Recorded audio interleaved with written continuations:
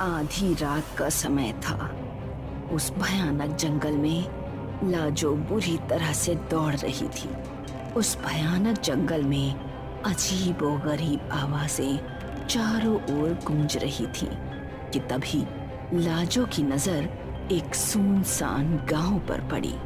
लाजो दौड़ती हुई उस गांव की सीमा में प्रवेश कर गई। लाजो दौड़ती हुई एक घर की कुंडी खटखटाने लगी। दरवाजा खोलो, वो मुझे मार डालेगा, दरवाजा खोलो। तभी उस घर के मालिक ने दरवाजा खोल दिया। कौन हो तुम? मेरा नाम लाजो है। तुम इतना डरी हुई क्यों हो और हाफ क्यों रही हो? मैं आपको सब कुछ बता दूंगी। आप मुझे बस एक रात अपने घर में रुकने दीजिए, नहीं तो वो मुझे मार डालेगा। लाजो की बात सुनकर वो व्यक्ति जोर जोर से हंसने लगा। उसकी भयानक हंसी सन्नाटे को चीर गई। अगले ही पल उस व्यक्ति की शक्ल बेहद भयानक हो गई। लाजो हड़बड़ाकर अपने बिस्तर से उठकर बैठ गई। उसका शरीर पसीने से भीगा हुआ था। फिर वही सपना। आखिर ये सपना पिछले कुछ महीनों से मुझे बार बार क्यों आ रहा है? क्या रहस्य है इस सपने का? तभी उस कमरे का दरवाजा किसी ने लात मारकर खोल दिया। दरवाजा लाजो के पिताजी ने खोला था। ये मैं क्या सुन रहा हूँ लाजवंती? तुम्हारी माँ मुझे बता रही थी कि तुम कुलजीत से प्रेम करती हो। जी पिताजी, मैं कुलदीप से प्यार करती हूँ और उसी से विवाह करूंगी।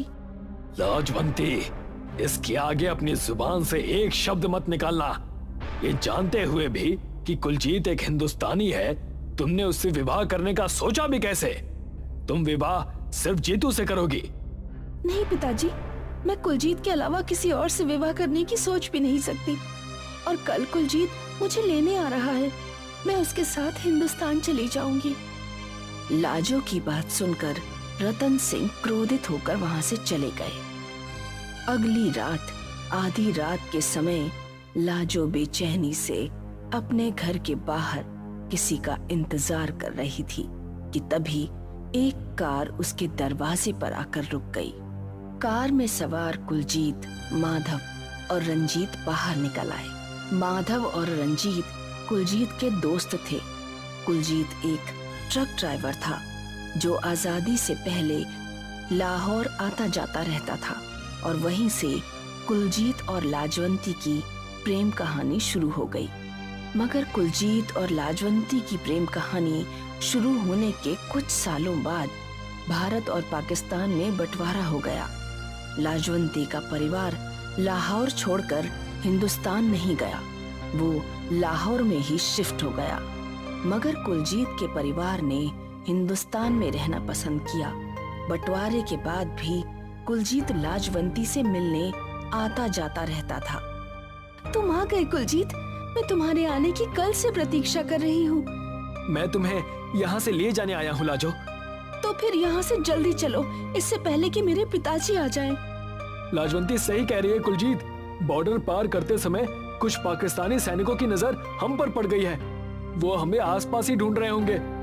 माधव सही कह रहा है कुलजीत, अब यहाँ से जल्दी निकलो। मैंने तुमसे इंडिया के बॉर्डर तक सुरक्षित छोड़ने का वादा किया था और वो मैं निभा कर रहूंगा। मैं तुम्हारा ये एहसान जिंदगी भर नहीं भूलूंगा। ये कैसी बातें कर रहे हो कुलजीत? हम दोनों बचपन के दोस्त हैं। चलो लाजो। कुलजीत ने लाजो का हाथ पकड़ा ही था। कुछ ही पलों में पुलिस के सायरन की आवाज से वो इलाका गूंज उठा। अचानक मौसम में परिवर्तन कैसे हो सकता है? ये हमारे लिए शुभ संकेत नहीं है। और पुलिस को कैसे पता चल गया कुलजीत और मेरे बारे में? तभी उन सब के कानों में रतन सिंह की आवाज टकराई। तुम सब अभी और इसी वक्त यहाँ से चले जाओ, नहीं तो पुलिस तुम्हें पकड़कर पाकिस्तानी आर्मी के हवाले कर देगी। पिताजी, आप तो मेरे और कुलजीत के विवाह के खिलाफ थे। मैं तुम्हें दुखी नहीं देख सकता बेटी, और ये मत भूलो कि कुलजीत मेरी दुकान में बचपन से आता जाता रहा है। ये एक अच्छा लड़का है। लगता है आर्मी ने तुम दोनों के बारे में पुलिस को इन्फॉर्म कर दिया होगा। इससे पहले कि तुम सबको पुलिस यहाँ से पकड़कर आर्मी के हवाले कर दे, तुम सब पपीहा गांव रुक जाओ। लेकिन मैंने तो सुना है कि वो गांव जंगलों में स्थित है और वो सिर्फ किस्से और कहानियों में ही है। नहीं कुलजीत, पपीहा गांव वास्तव में है। घने जंगलों की वजह से शहर के लोग उस गांव में नहीं जाते। मैं तो काफी सालों से उस गांव में आता जाता रहा हूँ। उस गांव के लोग बहुत ही सीधे साधे और दूसरों की सहायता करने वाले हैं। यहाँ से दाईं तरफ जो कच्ची सड़क जाती है, उस कच्ची सड़क से करीब 20 किलोमीटर दूर है। रतन सिंह के कहने पर माधव तुरंत ड्राइविंग सीट पर बैठ गया, मगर रंजीत नहीं बैठा। अगर पुलिस यहाँ पर पहुँच गई तो पुलिस को गुमराह करने वाला भी तो कोई चाहिए। तू घबरा मत, सुबह मैं रतन जी के साथ तुझसे मिलने पपिया गांव आऊंगा और दोपहर के वक्त मैं तुम तीनों को सही सलामत इंडिया के बॉर्डर तक छोड़ दूंगा। कुछ ही देर बाद उन तीनों की कार कच्ची सड़क पर दौड़ रही थी। लगभग 1 घंटे के बाद वो तीनों पपीहा गांव की सीमा में खड़े हुए थे, जहां हर तरफ सन्नाटा ही सन्नाटा पसरा हुआ था। क्या हुआ लाजो, तुम इस गांव को इतने गौर से क्यों देख रही हो? तुम्हें यहाँ कुछ अजीब सा महसूस नहीं हो रहा कुलजीत? रात का वक्त है लाजो, और ये जंगल गांव में है और गांव के लोग तो वैसे भी जल्दी सो जाते हैं। तुम मेरी बात पर विश्वास नहीं करोगे। पिछले कुछ महीनों से मैं इसी गांव को सपने में देख रही हूँ। हम तीनों को अंदर जाकर मदद लेनी चाहिए। हाँ, हमें इस गांव में कोई ना कोई घर तो ऐसा मिल जाएगा जो हम तीनों को रात भर रुकने के लिए पनाह दे सके। तभी उन तीनों के कानों में एक कड़कदार आवाज टकराई। इस गांव की सीमा में तो आ गए, लेकिन सीमा के अंदर घुसने की भूल भी मत करना। ये बस्ती मौत की बस्ती है। उन तीनों के सामने एक साधु खड़ा हुआ था, जो अजीब से अंदाज में उन तीनों को घूरे जा रहा था। आप कौन हैं? मैं एक साधु हूँ बेटा। मैं जानता हूँ कि तुम पाकिस्तान के रहने वाले नहीं हो। मेरी बात पर विश्वास करो। उस गांव में रात बिताने से कहीं ज्यादा अच्छा है कि तुम जंगल में रात बिता लो। इस साधु की बात में मत आना कुलजीत। अगर रात हमने जंगल में बिताई ना तो जंगली जानवर हम तीनों को जिंदा नहीं छोड़ेंगे, और अगर जंगली जानवरों से बच गए तो पुलिस हमें तलाशती हुई यहाँ जरूर आएगी। हमारा देश साधु संतों का ही देश है बाबा। इतना बोलकर कुलजीत दोनों को लेकर पपीहा गांव के अंदर घुस गया। कुलजीत एक घर के बाहर खड़ा होकर उसके दरवाजे की कुंडी खटखटाने लगा। रुक जाओ, आता हूँ।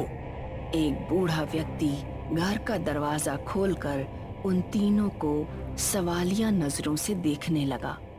कौन हो तुम लोग? हम तीनों मुसाफिर हैं बाबा। हमें आज रात रुकने के लिए जगह चाहिए। अंदर आ जाओ। वो बूढ़ा उन तीनों को अंदर ले गया। तुम तीनों के चेहरों को देखकर ऐसा लग रहा है कि जैसे कि तुम तीनों ने दोपहर का भोजन भी नहीं किया। मैं तुम्हारे लिए कुछ खाने को लेकर आता हूँ। इतना कहकर उस बूढ़े ने अपनी पत्नी को आवाजें लगानी शुरू कर दी। कमला, अरे ओ कमला, देखो हमारे घर में शहर से कुछ मेहमान आए हुए हैं। इनके लिए भोजन लेकर आओ। कुछ देर बाद एक बूढ़ी स्त्री, जिसने एक लंबा घूंघट डाल रखा था, कुलजीत, माधव और लाजो के सामने बड़ी बड़ी प्लेटों में भोजन ले आई। वो भोजन ऊपर से एक बड़ी सी थाली से ढका हुआ था। संकोच मत करो, निसंकोच होकर पेट भरकर भोजन करो। मैं तुम तीनों के सोने का इंतजाम बगल के कमरे में करवा देता हूँ। जैसे ही भोजन करने के लिए उन थालियों को हटाया, एक प्याले में एक इंसान का सर कटा हुआ रखा था और कुलजीत के प्याले में एक कटा हुआ हाथ, और माधव के प्याले में किसी इंसान की कटी हुई टांग रखी हुई थी। वो तीनों घबराकर उठ खड़े हुए। तभी उस बूढ़े व्यक्ति का चेहरा देखते ही देखते भयानक हो गया और उस बूढ़ी औरत ने अपना घूंघट उठा दिया। घूंघट के अंदर एक बेहद भयानक दिखने वाली स्त्री मौजूद थी। कौन हो तुम लोग? तुम सब मुर्दा गांव में आ गए हो बेवकूफों। क्या तुम्हें नहीं पता? यहाँ लोग जिंदा तो आते हैं लेकिन कभी जिंदा जाते नहीं हैं। उस साधु की बात सही थी कुलजीत, हम सब एक भूतिया गांव में फंस चुके हैं। लाजो सही कह रही है कुलजीत। मुझे लगता है कि लाजो के पिताजी ने हम सबको जानबूझकर मौत के मुंह में फंसाया है। ये समय इन सब बातों का नहीं है, ये समय अपनी जान बचाकर भागने का है। अगर ये लाजो के पिताजी की घटिया चाल है तो मैं उनकी ये चाल नाकाम कर दूंगा माधव। अगर मेरी लाजो को कुछ भी हुआ तो मैं गदर मचा दूंगा। इतना कहकर कुलजीत लाजो का हाथ पकड़कर बहुत फुर्ती से घर से बाहर निकल गया। मगर जैसे ही वो सब घर के बाहर निकले तो सामने का नजारा देखकर उन तीनों के रोंगटे दहशत से खड़े हो गए।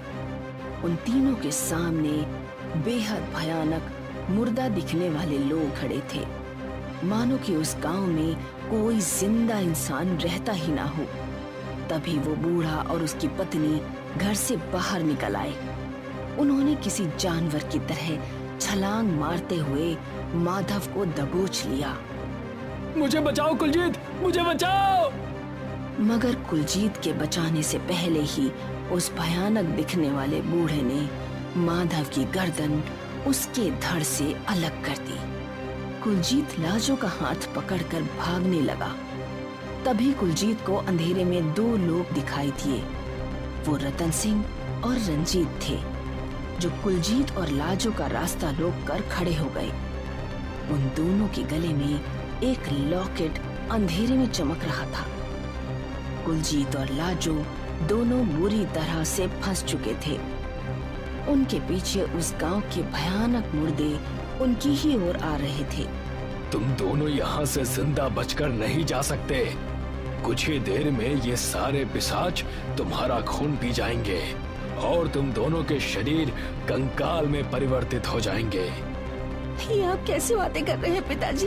आपने तो मुझे आशीर्वाद दिया था। अपनी बकवास बंद करो। तुम मेरी पुत्री नहीं हो, मेरी कभी कोई संतान थी ही नहीं। मैंने तुम्हें आज की रात के लिए ही पाल पोस कर बड़ा किया था। अगर आज रात तुम्हारा ये बेवकूफ हिंदुस्तानी साथी तुम्हें पाकिस्तान से इंडिया ले जाने के लिए नहीं आता तो मैं खुद जबरदस्ती तुम्हें इस गांव में इन पिशाचों के हवाले कर देता। रंजीत, तुम तो मेरे दोस्त थे, तुमने रतन सिंह जैसे राक्षस का साथ क्यों दिया? अमर कौन नहीं होना चाहता कुलजीत?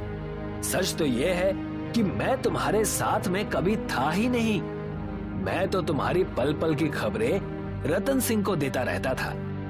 तभी कुलजीत के कानों में उसी साधु की आवाज टकराई। ये दोनों सही कह रहे हैं कुलजीत। साधु तेज तेज कदमों से कुलजीत के सामने आकर बोला, रतन सिंह सही कह रहा है। लाजो उसकी पुत्री नहीं, बल्कि ये तो इस बेचारी को किसी अनाथालय से उठा लाया था। ये इसी गांव में आकर बरसों से काली विद्या का पाठ कर रहा है और ना जाने कितने असहाय लोगों की बलि दे चुका है। लेकिन क्यों बाबा? अमर होने के लिए। तुम्हारा दोस्त रंजीत इसका दाहिना हाथ है, जो लोगों को बहला फुसलाकर इसी गांव में ले आता है, और रतन सिंह उन बेचारों को इन पिशाचों के हवाले कर देता है। ये गांव इंसानों का नहीं है बेटा, बल्कि पिशाचों का है। रतन सिंह इन पिशाचों को इंसानों की बलि देकर अमर होना चाहता है, और इसकी आखिरी बलि इसकी खुद की पाली हुई संतान लाजो है। आज अमावस्या की रात है। आज रात अगर रतन सिंह अपने मकसद में कामयाब हो गया तो वो और रंजीत दोनों अमर हो जाएंगे। वो साधु तेजी से कुलजीत के पास आकर उसके कानों में धीरे से बोला, जाओ, इन दोनों के गले में पड़ी हुई मंत्र रक्षा रहित लॉकेट तोड़कर उन पिशाचों के ऊपर फेंक दो और इस इलाके से निकल जाओ। याद रखना, किसी भी कीमत पर पलट कर मत देखना। इतना कहकर उस साधु ने अपने आप को उन पिशाचों के हवाले कर दिया, और देखते ही देखते उन पिशाचों ने उस साधु को कुछ ही क्षणों में कंकाल में परिवर्तित कर दिया। कुलजीत ने रतन सिंह और रंजीत को कुछ भी सोचने और समझने का मौका ही नहीं दिया। उसने बेहद फुर्ती से उन दोनों के गले में पड़े लॉकेट को उन पिशाचों के ऊपर फेंक दिया। कुछ ही देर में वो भयानक जंगल चीखों से गूंज उठा। रतन सिंह और रंजीत, उन दोनों के चेहरे भी पिशाच जैसे हो गए। कुलजीत लाजो का हाथ पकड़कर लाजो को इंडिया लेकर चला आया।